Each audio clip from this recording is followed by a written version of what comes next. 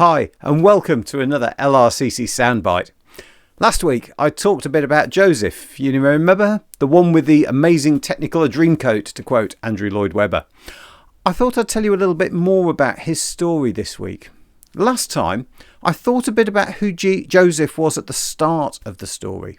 This week, I wanted to think who he was at the end of the story. You see, Joseph was sold as a slave by his brothers, probably when he was about 17 years old.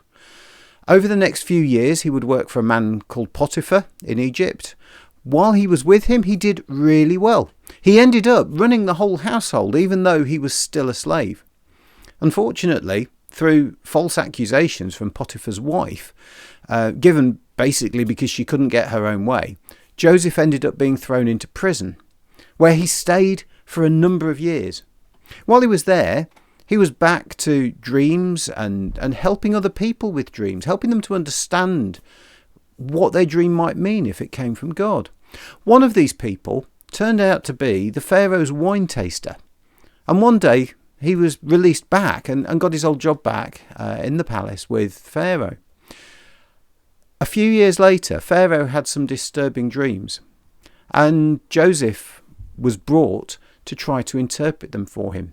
The end result was that Joseph ended up second in command of the whole of Egypt, and he had a serious job to do. Pharaoh's dreams from God had told him that there were going to be 7 years of amazing harvests, but they were going to be followed by 7 years of disastrous harvests and famine. Joseph got the job of administering the food for the next 14 years to save the whole nation from starvation. But about 9 years into this, so 2 years into the famine, some unexpected visitors came to see him, his brothers. They didn't know who he was. All they knew was that this was the second most powerful man in all of Egypt, and he could sell them food, and they were desperate. Joseph did see them, and Joseph helped them, but he also did some things to test them while they still didn't know who he was, to find out for himself, who have they grown up to be? Who are these men now? In the end, he couldn't hold back any longer. He sent away all the Egyptians out of the room and, full of emotion, revealed to his brothers who he was. He got them to bring his father and the whole household to Egypt, where he gave them land to call their own and food and everything they would need. In the end, this boy, who was probably a bit spoilt as he grew up, who didn't know what it meant to not be the favourite, this boy was formed into a man who was full of real life experience, full of compassion, wise and trustworthy.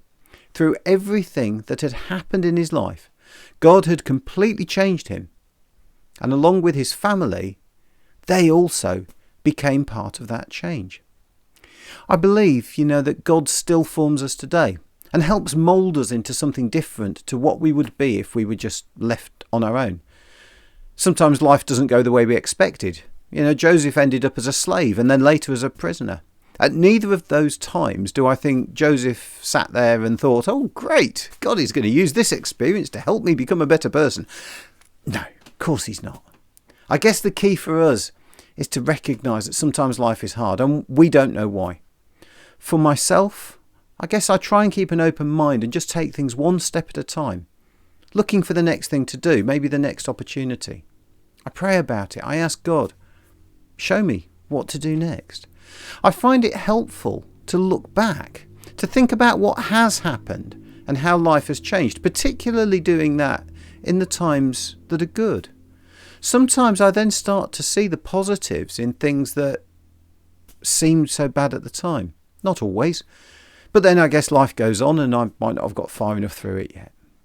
Maybe this week, take 5 minutes just to reflect back on events that have helped you become the person that you are today. Events that you couldn't have predicted, but things that have still changed you. Take a moment to thank God maybe for those experiences. God bless you. I'll see you next time.